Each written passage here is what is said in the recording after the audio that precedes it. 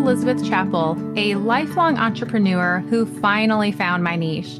After years of new ideas and jumping from business to business, I figured out how to turn a craft into a successful career. In 2016, I started a monthly subscription box for quilters. That little startup has grown into a thriving, multiple six-figure business that I am so proud of. As a published author, designer of fabrics and patterns being sold throughout the world, my favorite thing to do is to teach others how to grow a career of their dreams. Each week, you'll hear from me or from other guests who are creative entrepreneurs, so you can learn exactly what to do and what not to do to grow a career that's more rewarding and successful than you ever thought possible. If you're ready to turn your craft into a career that you love, I am so excited you're here. Welcome to the Craft to Career podcast. Ooh, listeners, you're in for a treat. Today, we have Katherine Center, one of my favorite authors. I cannot believe that she came on the podcast. She's a New York Times bestselling author. She has multiple books turned into movies on Netflix, and she has a brand new book just about to come out. And above all that, we chatted before starting. She's a quilter. How did we not talk about this on the podcast? She's a quilter and she lives in Houston, where I live. So I just think Katherine and I are meant to be BFFs. I don't know. That just could be in the cards. But we are going to dive in and hear Katherine share all about her career as a successful author and just get into the nitty-gritty behind the scenes, which I absolutely love. And if you're anything like me, you're also a book lover, which I know a lot of my audience is. So buckle up, let's jump in, and let me introduce you to Katherine Center.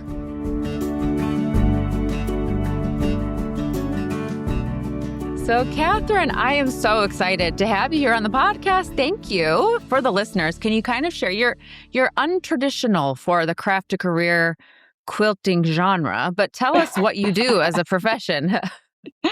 Yeah. So for my actual job, for my actual life, I'm a writer. I'm a novelist.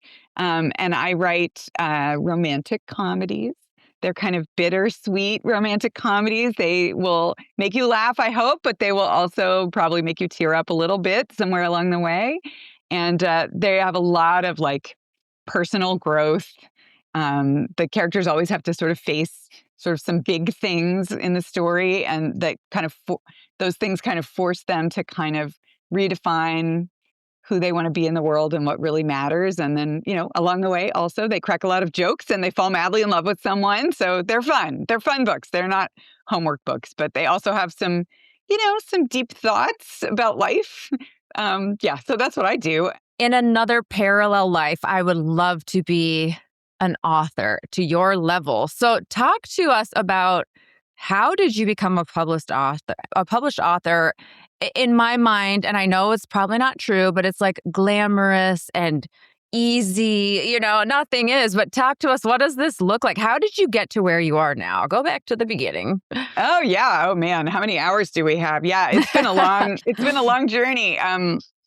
So it's been almost, and this like astonishes me, almost 20 years since my first book came out. My first book came out in 2007. And so I've been at this for a very long time. And even before that, even before I got that book published, I had been trying to get published for like a decade. And so, it's just been a very slow burn, as we say in the romance world. Like good things, slow burns are the best kind of burns because it took a long, long time. I was not an overnight success. I was like the opposite of an overnight success. It was just showing up every day, trying to get better as a writer, loving what I do, loving stories, loving love, loving to write, feeling grateful that this was my job and that I got to do it, even if I wasn't like, on any bestseller lists for years and years and years.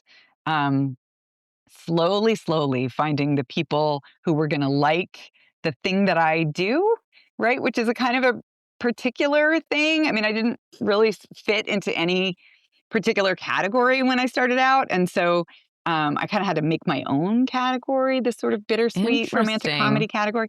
So I had to be very patient and just kind of go to every single book club uh, that ever asked me. This was even before Zooming. I would like drive anywhere, literally anywhere, with books in the trunk of my car and hang out with people, and we would eat cupcakes and drink champagne and goof around and all be best friends by the end. And, sort of book club by book club and sort of library by library, I sort of found my people. But it's been a very slow burn. This is so interesting because it seems to me, and I could be wrong, maybe this is just because these are the books that I read, but like your genre seems very popular at the moment. Is that true? Yeah, it's having a moment for sure. That was not true in 2007. It wasn't even a genre in 2007. Like 20 years ago, Interesting. there was romance, like romance with a capital R, which was not really what I was writing because mine's kind of half women's fiction, half love story. And then there was women's fiction, which is basically, kind of women in stories who are kind of growing and change. I mean, it's like stories that are centered around experiences that women have, right? But not necessarily super romantic. And so my category for a long, long time, technically, was women's fiction with strong romantic elements, which is not very catchy. That's catchy, yeah. Yeah. And so, yeah, I mean, I was just, but I knew that I loved love stories, and I totally imprinted on Nora Ephron as a youth. And so, I know all the words to When Harry Met Sally. I can recite the whole movie like I'm singing a song. And I just knew that I loved love stories, and that's what I wanted to write. But I also wanted to, I wanted to also be writing stories about, the meaning of life, and and the way that struggles lead us to our strengths, and the way that we find wisdom through the hard things that we go to. So I just wanted to combine those things, but there really wasn't a category for that. So anyway, I'm still doing that. And now you can kind of drop the books that I write kind of into this rom-com category, which it totally fits that, because they are funny and they are romantic. So, I mean, they are rom-coms for sure. And then they're like rom-coms plus, because they have this extra component of like personal growth and, sort of deep thoughts and stuff like that, which suits me. That's just like, I am that person. I am a weird mixture of like incredibly goofy and sort of melancholy and poetic. I'm like both of those things. Yeah. So what did you study in college? Did you study writing? I did. Yeah. I went to, I grew up in Houston, Texas, and then I went off to New York to Vassar College for college. And I wanted to go to Vassar because Vassar had no math requirement. We are alike. Yes. I was like, I'm in. Like, so I went to Vassar, and I never had to take any math the whole time, which was incredible. And I was an English major, like most people who were going to Vassar at that time. And I majored in English, and I wrote a creative thesis. So I wrote a novella for my thesis, and then I won the Vassar College Fiction Prize, which I was very excited about. And it was kind of a big deal, at the time. And I also, that very same week, the week that I graduated, I both won the Vassar College Fiction Prize, and I also kissed this really cute boy from my art class who I'd had a crush on for like 2 years at the senior bonfire. And then after graduation, I drove back home to Texas with my mother, and we spent the whole drive debating which was the greater accomplishment. She was team fiction prize, and I was team art guy. I was like, that's going to be my biggest conquest in life. So what happened with the guy? Is it who you married, or? No, good Lord, I never saw him again. But conquest, a great triumph. My self-esteem went through the roof. I was so proud of myself. And I did come back to Houston. After that, I applied to graduate school because my hometown of Houston has the University of Houston's creative writing program, which is now the #1 creative writing program in the country. It wasn't when I went there; it was #2, but they've since jumped up a notch. But yeah, I grew up in Houston, and anytime anybody heard that I wanted to be a writer, which I did from the age of like 12, I wanted to be a writer. They would be like, "Oh, you've got to go to U of H for grad school." And so, yeah, after college, I applied and I got in. And so then I got a master's in fiction writing from University of Houston. That is so cool. Which, side note, I graduated in English, and last year I was like, I might go back and get a master's. I could go to U of H. It's close. Had no idea how competitive it was or how good it was. And my friend laughed. She's like, do you know how good it is? I'm like, what are you saying? But yeah, that's really cool you went there.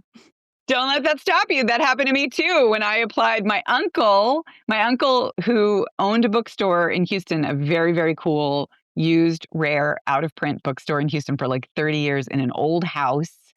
Cool. He was kind of a tiny bit hooked into the literary community because of the bookstore. And when he heard I was applying, he was like, "Oh, sweetheart, that's tough." He was like, "I would get your hopes up on that one." So, you never know what's going to happen. It's always worth trying. Right? So I am curious from a writing standpoint, do you write every day? Do you have to force yourself to do it? Or is it like, I can't wait to go do this? That's a great question. And I love that you're asking that, because a lot of the advice that people put out there, like in the world about how to write, is the opposite of what I do. So there's a lot of people who will say, writing is a job. You've got to put your butt in the chair and just do it. You got to write every day. I don't do any of those things. I don't write every day. I don't view it as a job. In fact, we have a whole joke in my family that I don't even have a job, because it doesn't feel like a job to me at all. I mean, I've spent much of my life reading romance novels in the bubble bath. So it is a weirdly fun job. I work really hard, but it just doesn't feel like work to me. It feels like play. I never force myself to write if I'm not in the mood to write. But what I do is make sure that I'm in the mood.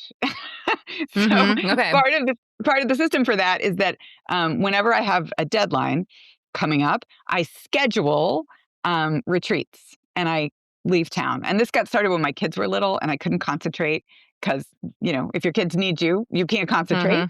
And so I just started leaving, and I would get my mom and my husband to tag team the kids and like handle them for 3 or 4 days. And I would go down to Galveston Island, which is, an hour south of Houston. And I would just be in total human isolation for like a chunk of time. And the rule was no one was allowed to call me unless someone was like in the hospital or on fire. No one was allowed to call me. And I would just, when I wasn't interrupted, I could get up in the morning, make a pot of coffee, sit down on a couch with my laptop, start working. And like the next thing I knew, it was dark outside and it was nighttime. And so I would just get totally into this state of flow where nothing existed but the story. And that became how I did it. I would do a big chunk, like 40, 50 pages at a time.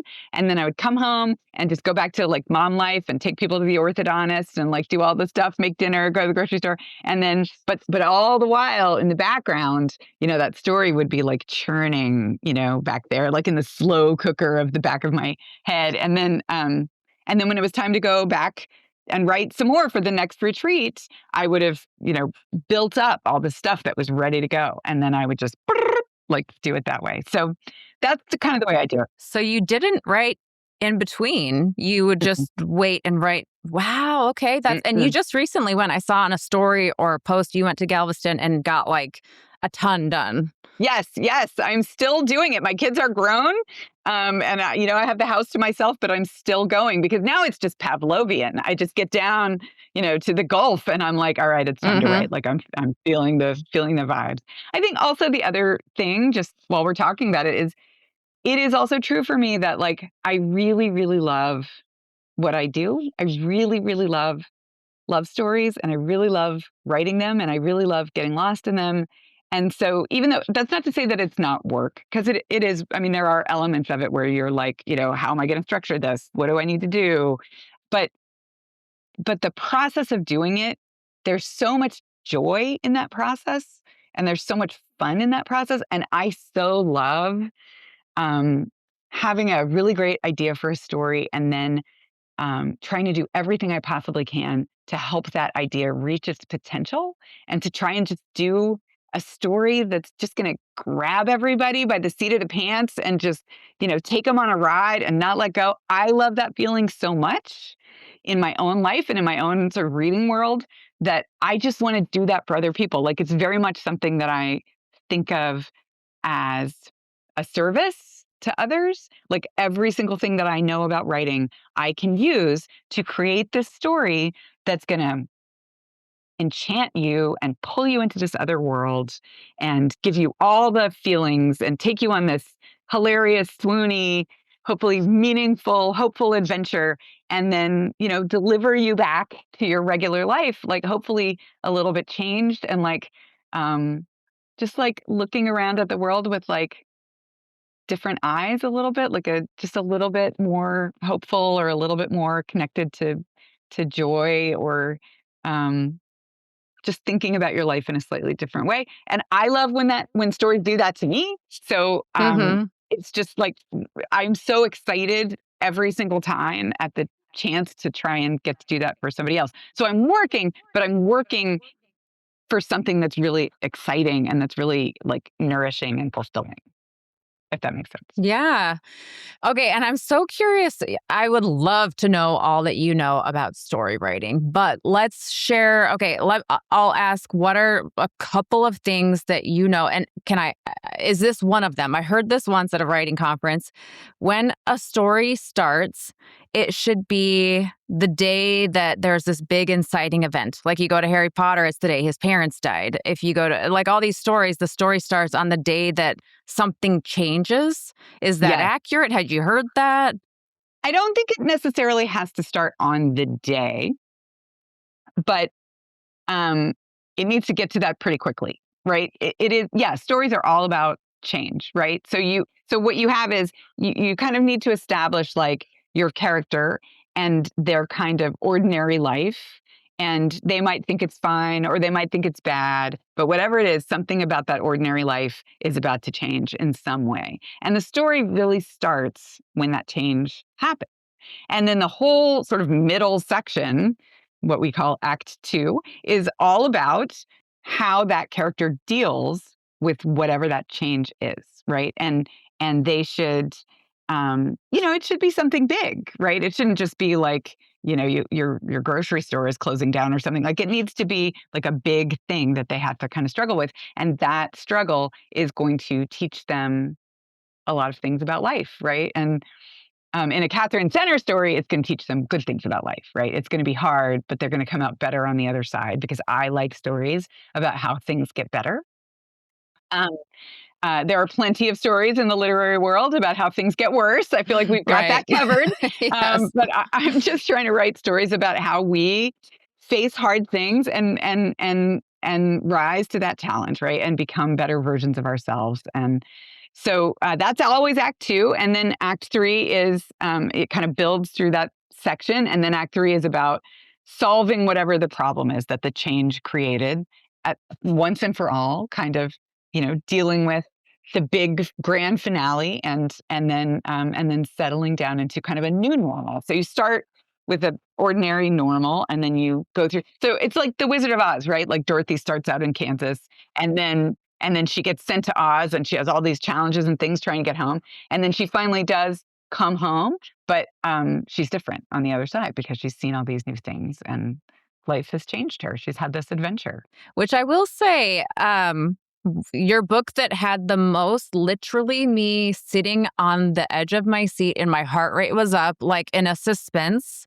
movie, was Things You Save in a Fire. And you probably know the scene I'm talking about. I'm not going to give any spoilers, but near the end of the book, there is a scene and this character that you're like, oh, how could he, and and like, this better get rightened. You're rightened. I don't know. This better be made right. And anyhow, you did such a good job in that book. Thank And you. okay, another. Do you have a favorite? Do you have a favorite book of yours? Is that it's like asking if you have a favorite child? It's funny. Always when people ask me that question, the first story that comes to mind is my most recent story. So I'm always kind of very in love with the one that I just wrote. And then, and then I read another one, and then I'm in love with that one. I love them all, but I do have this new book coming out this spring called The Shippers, and it's about this woman who has to go on a cruise for her sister's destination wedding that's taking place on a cruise ship. And the woman's name is Jojo, and Jojo decides that she's going to try to conquer her childhood crush who's going to be at the wedding. And she ropes in her childhood best friend, this guy named Cooper Watts, to be her wingman while she tries to sort of woo somebody else. And it's a disaster, but it's a good disaster. And they wind up teaming up. There's all kinds of shenanigans. There's lots of sort of family dynamics and challenges. And it's on a cruise ship. So it's really, really sort of summery and fun. And it is my current favorite book that I've ever done. But last year, my favorite book was The Love Haters, which was my current favorite book, which came out last year. And I'm also very excited about the one I'm writing. So yeah, I kind of fall in love with them, with the books. I love that. Yeah. Which it is such a tease to have to wait for your books to come out. I keep going I fall asleep listening to books, which Things You Save in a Fire was a bad one to fall asleep to. So I was like, but your new book, I swear every night I'm like, is it ready yet? When does it come out? I keep waiting. May 19th. Okay, it's coming. It's still far, but it's coming. Not too far. It'll be here in a blink. Yes. Okay. I'm so curious. I've always wanted to ask an author this. Yeah. How do you choose who reads the Audible book? How does that play out? Oh, well, yes. I mean, they kind of early on, what they would do is they would say, we're looking at like these three actresses, and they would send me little samples of them reading parts of the story so I could like listen. And then they would kind of let me pick, I think this one sounds the best. And then a few years back, for Things You Save in a Fire and for How to Walk Away, I got this really fantastic narrator named Therese Plummer, who is famous and has a following, and she's a delight. There are people who they just want to listen to her read, so they'll go from book to book that she's done. And I loved her madly. And then there was a year when she was not available, and so we wound up switching, and we wound up working with Patty Murin, who is a literal Broadway star. She starred in Frozen on Broadway as the original Anna in Frozen. But then during the pandemic, Broadway closed down, and Patty didn't really have very much going on. And she is a huge reader. And so she started reading audiobooks. And it's funny because I knew her a little bit through Jodi Picoult, the writer Jodi Picoult. She's friends with Jodi, and Jodi had introduced us, and we had kind of met each other a little bit. And so when I was writing The Bodyguard, which is a book about a famous actor, I wanted to do some research on what it's really like to be famous. But I didn't know very many famous people.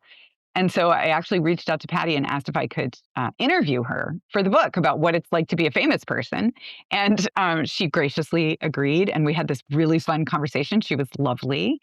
And so I was, on the day that I was typing out the acknowledgments for The Bodyguard and thanking Patty Murin for all her help, I got a message from her that she was going to be reading the audiobook.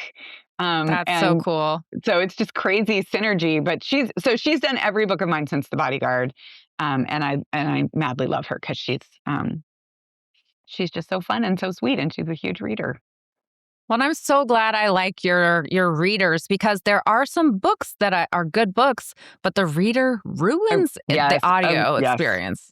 I so agree. A bad reader can kill a book. And especially, I think, in women's fiction, and especially in romance, if the woman reader has a bad guy voice, if he doesn't sound like a real guy, if he sounds like a weird guy, like he puts out a weird vibe. Sometimes you're like, you need him to sound like a sexy man. Like you just need it, but like in the right way, right? You don't want him to sound like creepy. You don't want him to be creepy. And it's a very fine line. And Patty Murin has a great guy voice. Therese Plummer also has a great guy voice. This is huge. This is the most important thing. Yeah. Yes. So you do get a say in who does the audio. Yeah, I mean, to this day, it's been a while since I got a new narrator because Patty's done so many of my books now. But yeah, whenever it's time for whatever reason to have to find a new person, they will send me samples. Mm-hmm. I just did actually a short story with Amazon called Everybody's Favorite Guy. And that's a whole different company for my publisher, which is Macmillan. And so it was a different narrator for that one. And they sent me three, possible people. They were like, what do you think of these guys? And to me, I got to vote. So that's Okay. great. Yeah. Yeah. There's a sound that I want audiobooks to have. My audiobooks, I want the readers to be able to be kind of a little deadpan and a little bit wry. Like I want them to have the right kind of comedy chops. That's the number one thing for me because there's so much banter in the books that I write, and I want them to be able to capture that tone of the banter.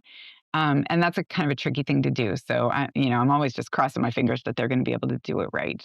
It's hard for me to listen to my own audiobooks sometimes because I have a very particular sound for it in my head. In my head, it sounds like me reading it, and nobody else is me. So it's always a little different from what I hear in my head when I'm writing the book.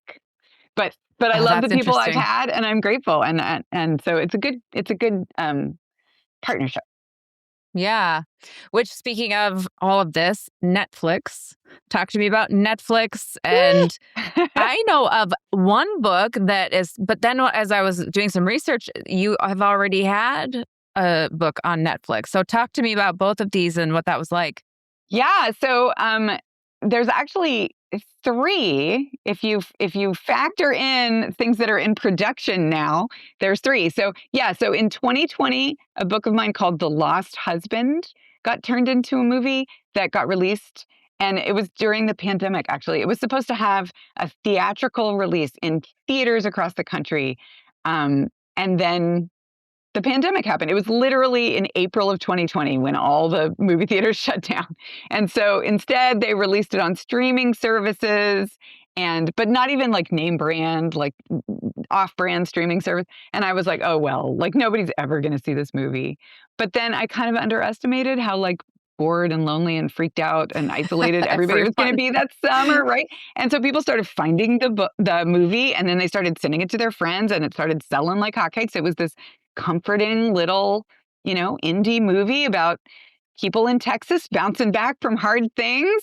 And it starred Josh Duhamel, who I got to meet on the What? set, who was Get so out. handsome that I forgot how to talk. He was very handsome. So he And is that handsome in real life. oh Okay. my God, it is insane. He's the most beautiful living creature I have ever encountered. And I'm including like babies and border collies and dolphins. I mean, he's like 8 feet tall and he just like sparkles. I don't know. There's like sun rays sort of like coming out of his body. I don't know what it is about him. He's such a movie star. Is it still available? Can we go see that still? Oh yeah, it's on Netflix, and it's you can get it on Amazon or like most places where you would find a movie to watch, you can find it. And so yeah, and that actually wound up, that movie did so well that pandemic summer, that it wound up hitting #1 on Netflix. When What? they put it on Netflix in August of 2020, and it hit #1 the next day. We were so excited. We were like drinking champagne for breakfast. We were like, "What is happening?" And then it stayed there for like 3 days, which was great. And then Mm-hmm. it wound up in their top 25 movies for the year. Um, Wow. and so, Congrats. yeah, it was amazing. It was such a shocker.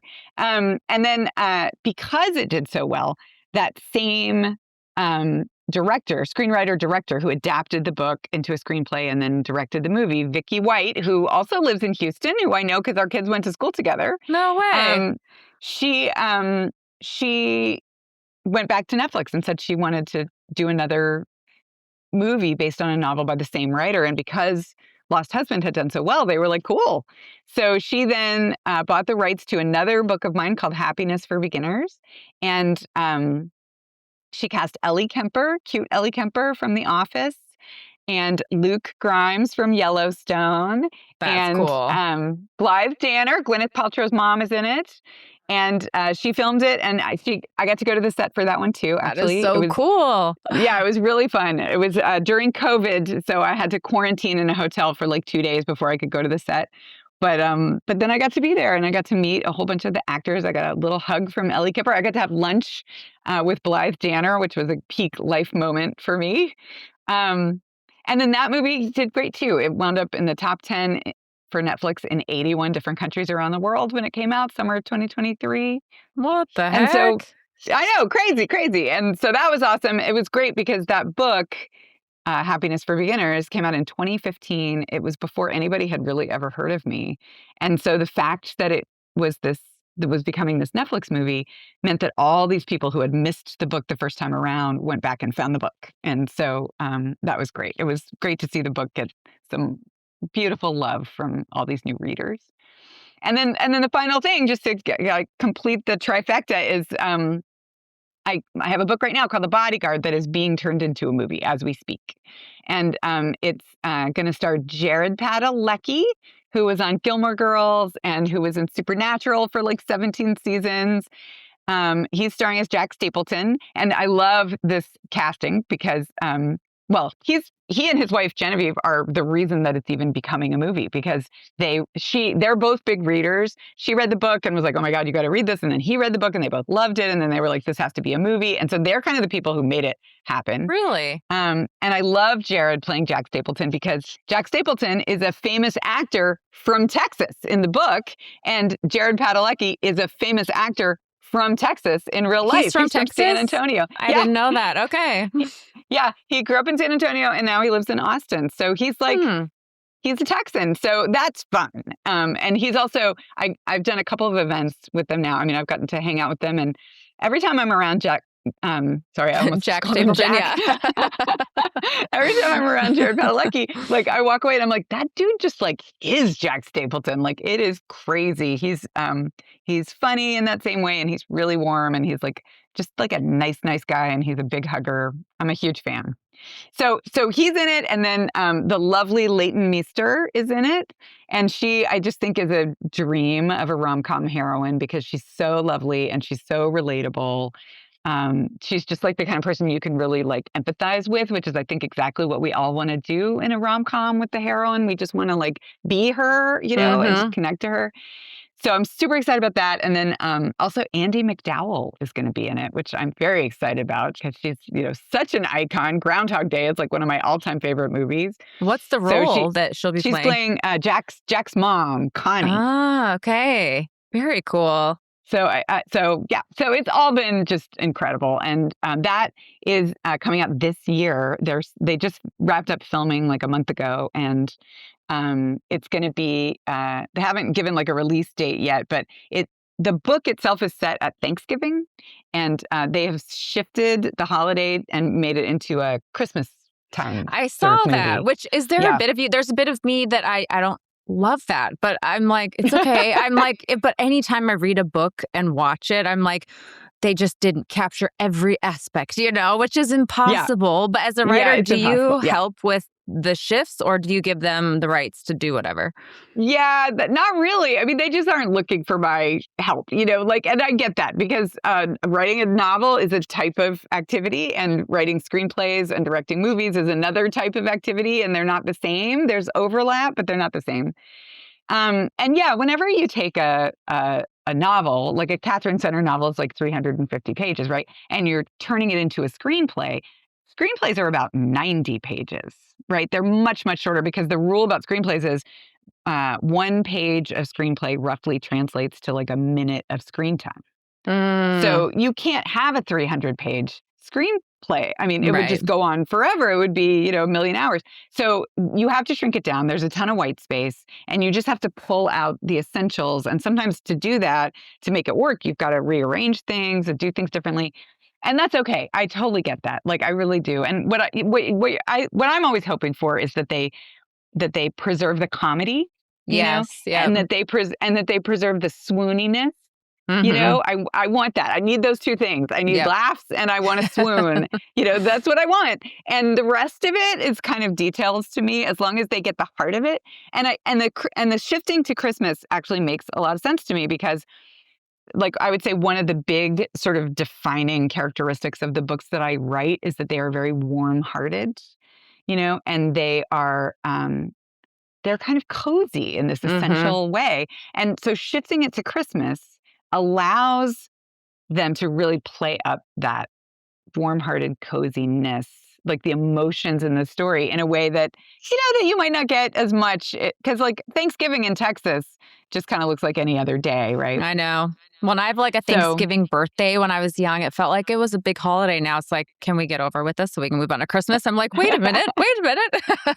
see, Christmas was my favorite holiday until I had kids. And then I discovered that Thanksgiving is actually the best holiday because you just get to eat and relax and you don't have to wrap anything and you don't have to worry about anything. It's much less work. You all hang out and just, spend time together.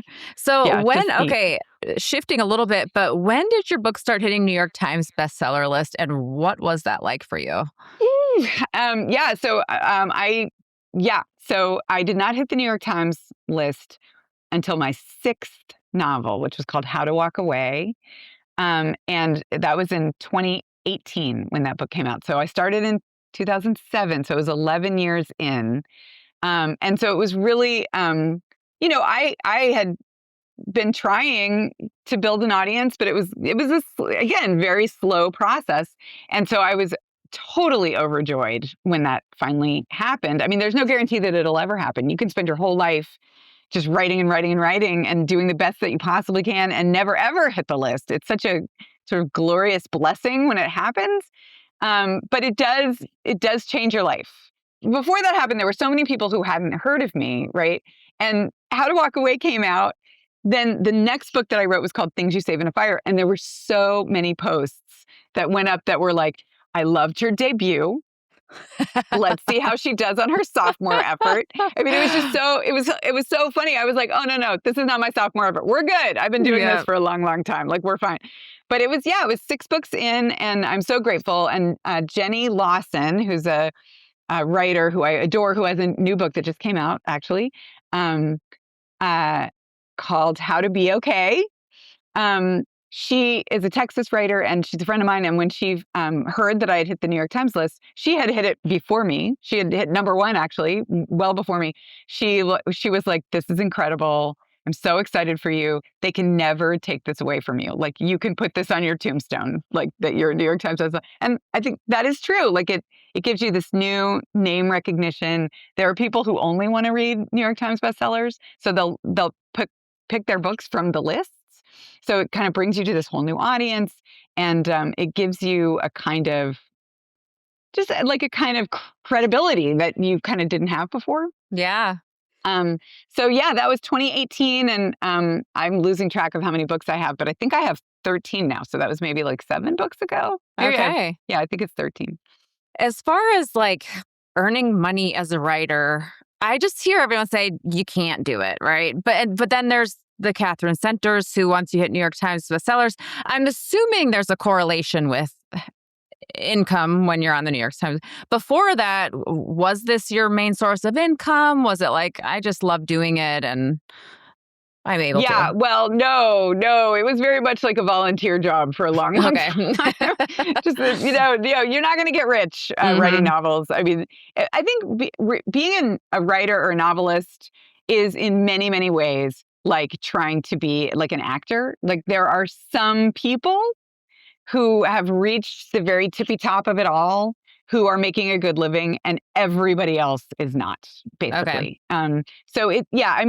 When you start out, when I was starting out, I thought, okay, I'll get rich and I'll make all my ex-boyfriends regret their choices. You kind of, you have this kind of fantasy that you're gonna, do this and be great at it. And that's not at all what it is. I mean, life just immediately starts humbling you right and left. And basically, it can't be about any of those things. If you want to be a writer, it cannot be about winning at life. It can't be about the end. It can't be about there are no guarantees at all about where you're going to end up or what's going to happen or where your career is going to go. All you have to do is just focus on the process Mm-hmm. You have to love the process, right? You have to love the process. And yeah, my husband's a school teacher. And for many, many, many years, I was deeply apologetic that I was not contributing better to the family finances. And he was just like, it's okay. We're going to figure it out. You're just keep doing what you're doing. I mean, I was very lucky that he did not pressure me to quit at all. He has been insanely supportive and very excited about all of it from the beginning. So that's lucky. It's nice to have people in your life who kind of don't need to take a vacation, Right. who are like, okay with you, just like, this is your thing, do your thing. The Houston Zoo But is your vacation, and yeah, or just, like having the kids lined up in front of the clothes washer and like, hey, let's watch that go around. That's pretty cool. And then, I really think that if you're doing a thing that you really, really love to do, just doing the thing is the reward. I mean, it's not a financial reward, and that does matter in the world, but emotionally, that is the reward. And so I just decided, that this was the thing that I just needed to do, for better or for worse, and I was just going to be grateful that I got to do it at all, whether or not I was on any lists or, thriving in all the kind of ways you think of as a successful career. I got to write books for a living. I got to write stories for a living. And I felt like it was important to just be grateful for that doubling down on gratitude was going to be the thing that kept me steady in the storm, because it really is a job. Any audience-based job that you do is a job where the ground is always kind of shifting under your feet, and there are no guarantees. And so I was just going to be glad to be here. And, and there were no guarantees for so many years that I would even get another book contract. And so, because if you're not making money for your publisher, eventually they're going to kind of move on. And so I just decided, even if I have to quit, right? Even if I have to quit, I'll be grateful that I ever got to do it at all. I mean, and I'm not saying that it was easy to sort of stay in that place of gratitude, but that was my goal. That was where I really tried to go. And in the process of doing that, I got a lot better at gratitude. I mean, I'm not always perfect at it even now, but that's been a kind of 20-year life process of trying to notice the good things in my life and be glad that they're there, and, focus on all the joy of the small stuff around me. And I'm not always perfect at it, but I'm a lot better than I used to be. It's been this opportunity to really just become a better person, Yeah. Well, through the good and bad, there's sometimes where I'm like, I don't want to grow anymore. I'm good. This lesson is sad. So I Yes. am curious, how did you get your first, publisher? No, before that, you have like an agent or something. Is that Yes. right? Yeah. Yeah. So I wrote my first novel on a dare from my sister. I had gone through grad school. I'd gone through Vassar, and then I went to U of H and did grad school. And the whole time I was doing all of that, I was just writing short stories. And I was writing short stories that were very literary, because Vassar is a very literary place and U of H is a very literary place. So I was writing these very kind of serious short stories. And then somewhere in all that, I got married, and then we thought it would be fun to have a baby. So we had a baby. And after the baby showed up in my life, I didn't write anything for a long time. Like, I was pretty overwhelmed. And so one day, like a year and a half later, I was on the phone with my big sister, and I was complaining about how I hadn't written anything in so long. And like, I just felt weird because, my whole life, any big thing that ever happened to me, I had written about it. And now here it was, I'd had this baby, and my whole understanding of love had gotten redefined, and I hadn't written anything, like not even a grocery list. And my sister like listened to me complaining for a little while. And then she was like, you should write a novel about being a mom. She was like, you should write a funny novel. Just write something funny, write a comedy. And they were like the perfect words at the perfect moment. And the very next day, I woke up with the idea for a romantic comedy. I mean, I wasn't calling it that because we didn't call books romantic comedies back then, but it was basically a rom-com in my head. And I started writing, and in 6 weeks, I had a first draft of it. And it was like this was the thing I had been waiting my whole life to do. It was like I should have been writing novels all along. The minute I started doing it, I was like, oh, this was the thing I was meant to do. And so I wrote it. I I polished it up, I worked on it. And then I literally had like on my to-do list, like, okay, like, do not chicken out, have faith in yourself. You can do this. I had like find agent, sell novel, like literally like get gas, get groceries. And then I got pregnant again. And that was very distracting. And this pregnancy lasted like way longer than the first one. It was like 15 or 20 months at least. And I was like at my apex of pregnancy in August in Houston. It was like 1,000 degrees and I was really overwhelmed. And so instead of sending out query letters to deal with this novel, the baby wound up coming early. And then I was back in Newbornville. And then I had 2 kids, which is a lot of multitasking. And I remember I had this printed out version of the novel. And I just was like, I don't have time for you. And I just put it in a drawer and I closed it. And I totally remember that moment in slow motion. And then like a year and a half went by and I had done nothing about it. I was just trying to keep my head above water with the 2 babies. And I went to the park with a friend of mine who was also a mom with 2 little kids. And she spotted this woman across the park who was like, oh my gosh, do not look. That woman over there is a novelist. And I was like, oh, and she was like, yeah, it's the neighborhood novelist. And I was like, do we have one of those? And she was like, yeah, you need to go over there right now and make her publish your book. Which, of course, I didn't want to do because if anybody can ever help you in life, you need to stay as far away from that person as possible. Right. So I was like hiding behind an oak tree. But my friend just marched right on over and she was like, that is my friend Katherine over there. She's written a novel that's now in a drawer, but I've read parts of it. And it's really hilarious. Don't you want to help her get it published? And this poor woman who must have been completely terrified just kind of nodded like a hostage and was like, sure. But she wound up reading a couple of chapters and she wound up liking it. She wound up passing it along to her agent who wound up liking it and offering to represent me. It was kind of this whole Cinderella story. Yeah. And that agent is still my agent to this day. We've been together 20 years. And she actually sold that first novel at auction. So she sent it to 8 different publishing houses in New York, and there were 4 that were interested. And she got them into a bidding war where they were like fighting over it. It was all these huge publishing houses. I mean, it was just crazy. And there I was, like the most bedraggled mom on the face of the planet, like in the sweatpants that I'd been wearing all week. And but in the end, Random House won, and it was a 2-book deal, and that's kind of how I got started. And that's like the happy ending of all my sort of early life struggles, but it's also just the beginning because once you have a book contract, then you have to figure out how to get people to buy your books. And that's a whole nother journey, right? You've got to find readers. And the thing is, most readers already have their writers. Most readers already kind of know who they like. And so getting people to take a chance on a new person is really challenging because interesting.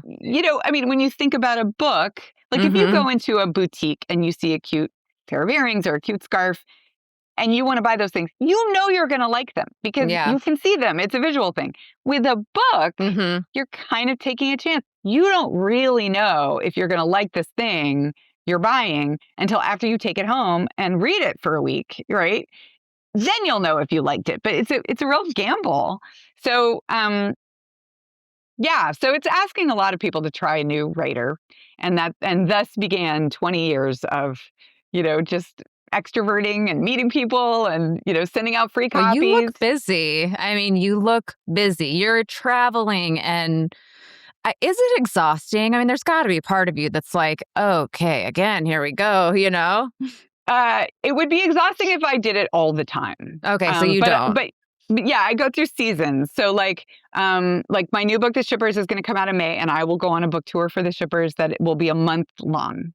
So, and it'll be a different city almost every night. And I just am flying around the country, coast to coast, up and down, everywhere. And then I will come home and be totally exhausted. And I'll just get in my pajamas and stay that way for as long as possible. And then I do go out during the rest of the year. I'm on Macmillan's Speakers Bureau. So I will go to Detroit or I'll go to San Diego and do like talks for libraries and groups. But that's not all the time. That's like once or twice a month.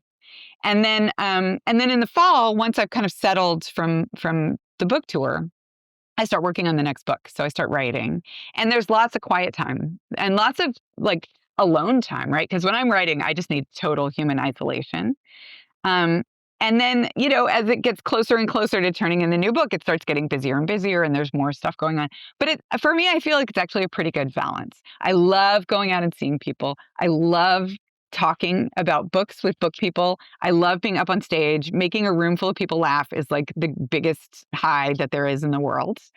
And I love doing signing lines and getting hugs from readers and getting to meet everybody. Like, I do not take 1 second of any of that for granted. I love every single thing about it. But I am also perfectly happy to stay in my pajamas and never leave the house and just hang out with imaginary people for like weeks on end. So I'm a hybrid. I like both. So. Which there was an event in, I don't know, last August, September in Austin, some book reading event. And I didn't find out about it till like it ended, but you were there. What was that? Do you know what I'm talking about? Or are you like, I have no idea? I was there for the Texas Book Festival. That's what it was. Is this happening again? Can I go to this? Can people go? You can totally. Well, first of all, if you're near Houston, there are lots of places where you can find me because I'm doing 2 Houston events for the shippers.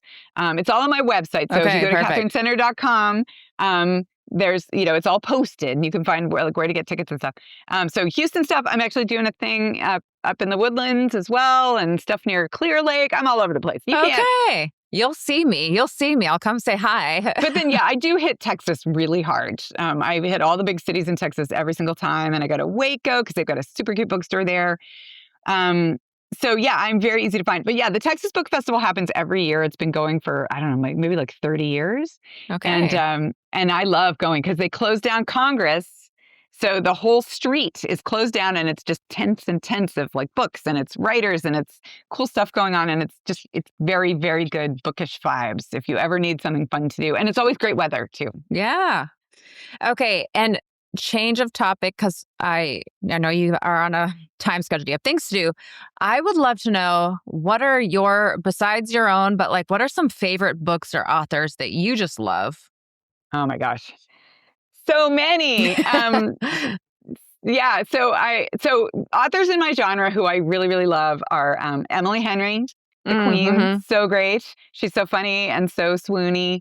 Abby Jimenez is amazing. I love her. Her stories are like deep. There's always like deep stuff going on. I love Christina Lauren. They write very swoony stories. That's 2 friends, Christina and Lauren, writing together. So that's how they came up with their name. Yeah, that's two friends, 2 best friends who write together. It's so cute. They're very nice people. I recently read a book that I absolutely loved called One and Only by a writer named Maureen Gu. And she has written lots and lots of books for like YA books. But this was sort of her first adult. And I loved it so much. That I was almost done. I was at the final chapter, and my dog started demanding to go on a walk. So I took the book with me on the walk with my dog. I had the dog's leash in one hand and the book in the other. And I just like stumbled around my neighborhood, like tripping over like tree roots and stuff. So because I was not going to pause finishing this book. So I loved that one. That was a recent book I fell in love with. And I'll just keep going and say, I just read a phenomenal book that I loved called The Other Bennett Sister. And it's a takeoff of Pride and Prejudice from Jane Austen, and it's about the sort of worst of the Bennett sisters, like the one that everybody that everybody kind of loves to hate, Mary Bennett. But it's a story about Mary Bennett where it kind of just like is from her perspective, and it totally like gives you this whole different view of Mary, and you come to just like adore her. And it's very swoony and it's very sweet, and it's got massive Jane Austen vibes. So you just feel like you've like sunken into this Jane Austen-y world, and it's so fun to revisit all those characters from a different perspective. So I loved it, and that is actually becoming a television series. It's actually already on in the UK. It's like a 10-part miniseries. And then it's coming to the US at the start of May. And I haven't even been able to watch it yet, but I'm obsessed with it and I'm desperate to watch it. Like, and I see people posting about it on Instagram, and I get very like jealous, like, hey, that's my favorite thing. So that's kind of crazy. And then one other thing that I just discovered, I met this really phenomenal, wonderful, lovable writer at a book festival recently named Ariel Lahan. And she was recommending this book to me that she's been reading, this series, and it's called The Unselected Journals of Emma M. Lyon. And it's an 8-book series so far, but I think there's more coming. And like when somebody is describing a book to you and they're just their face, you can just see from their face how much it has like captured them and like taken a hold of their like entire soul. That's how she looked when she was talking about this book. And I was like, from your face alone, I'm sold. I'm getting it. And I went home immediately. And I'm working my way through that series, and I love it. It's charming beyond human description. The writing is fantastic. It's written in the first person because they're journals. You're reading journals, and Emma M. Lyon is just possibly the cutest fictional character that ever existed. So yay! yeah. I could go on and on. I mean, I love it. Like, I can inhale books. So when you say people are hesitant to try new authors, any recommendation, I'm like, oh, okay, because I just go through them so fast. But I am curious. Do you like Where the Crawdads Sing? I haven't read that book. Okay. Because that one I actually really love, and the author's only ever written one book, and I'm like, oh yeah, where's the next? So I'm curious with authors who write one. I'm like, how did you just do this one thing and not do more? And anyhow. Well, and I do honestly think, I mean, I don't know her, but I do think sometimes if your first book becomes a huge sensation like that, it's a lot of pressure, right? Yep. It's got to be. And I'm, when I had a first book many thousands of years ago, I really, really hoped that it was going to take off, and it didn't. I mean, it did fine. My mother bought a lot of copies. It was fine. But the truth is, I wanted that, but that wasn't really a good thing to want. It's so much better that didn't happen, right? Because it's given me all this time to really figure out like who I am as a writer, what I'm trying to do for people when I write stories, what my purpose is, who I want to be in the world, and it's funny because I was on a panel a couple of years ago in San Antonio at the Texas Library Association's big conference. And I was with a whole bunch of big writers. There were like 5 of us up on the stage. And the moderator went down the row and was asking each one of us the same question. And it was, do you have imposter syndrome? And I was the last person on the row. And every other writer said yes. And then they got to me and I was like, no, you're like, look, I've been doing this a long time, right? I'm the great grandmother of rom-coms. Like, I know exactly what I'm trying to do. I know exactly why I'm here. I'm here to lift us all up. I'm here to make us laugh. I'm here to give us something swoony and delicious to hold on to in this crazy world. And I'm very clear about what I'm trying to do. And because I'm so clear about it, I definitely know when it's working, right? Because I'm my own target audience, right? And so if I can make my own self swoon or laugh, then I'm in a good spot. So I have a pretty good compass at this point for knowing what I'm doing. And what I'll also say is that when I was younger, I think I thought I wanted to be a person who was good at noticing good things in the world, like not ignoring them, not missing them. I wanted to notice them. And I worked really hard on that, and I am much better at it than I used to be. But as an adult here, as a big grown-up, I've decided that it's not just that. I don't just want to notice the good things. I want to create them, right? I want to put more good things into the world. That's my purpose here on this earth. And I want to put more love into the world because I feel like we're not exactly thriving in the love department out there. And I just feel like my sort of greatest calling is to put more human kindness, love, appreciation, empathy, support, pro-social behaviors out there in the world for us all to read about. But also when you're reading about that stuff, you're absorbing it, like we learn by watching. So I do think this is my little way of making the world a better place. Which that is a deep driver, like that's it can be your North Star that really, I love that. So for our listeners, if they want to find your books or learn more about you, where is the best place to go? Oh, well, I'm on Instagram. That's my kind of only social media at this point, a little bit on Facebook. And I have a newsletter that I take very seriously because as the world gets crazier and crazier, as social media becomes more and more complex, I love that it's just direct, like if you literally, if you sign up for my email newsletter and I send out an email to the group and you reply to me, it just comes to my inbox. Like I will just see your reply like 5 minutes later. So I love that. No middleman, no algorithm, just like we can write to each other. So I take that very seriously and I send out, a little newsletter called 3 Good Things, where it's like good things that I've found in the world. So like there's a great rom-com. I will definitely be featuring Emma and Lion. I will definitely be featuring the other Bennett sister. Just cool stuff that I found. Here's a great podcast. Here's a song I fell in love with. So that's very fun. And then I have a website and, all my sort of info about the books and where to buy them and all that is there. And I take that pretty seriously too. So that's kind of where I am. I'm not on your newsletter. I need to go sign up immediately. Yes, come join Yes. us. Yeah, it's fun over there. And it's like you're writing. I mean, that's what I love was your writing. And here I get this personal, correspondence. So that's really cool. Yeah. It's a fun thing. I'm proud of it. I think, the bar is pretty low for author newsletters, but I feel like it's a good one. Nice. Well, thank you so much for being here. I just am beyond thrilled to chat with you and have you on the podcast. So thank you. Oh, I'm so excited that I get to come and hang out with you. This was such a treat. Thank you for having me.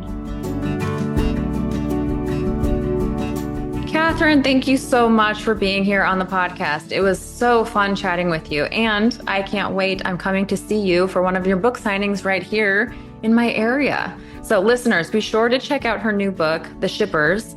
And if you enjoyed this episode, go ahead and leave a review for the Craft to Career podcast. And we'll see you right here next time on the Craft to Career podcast.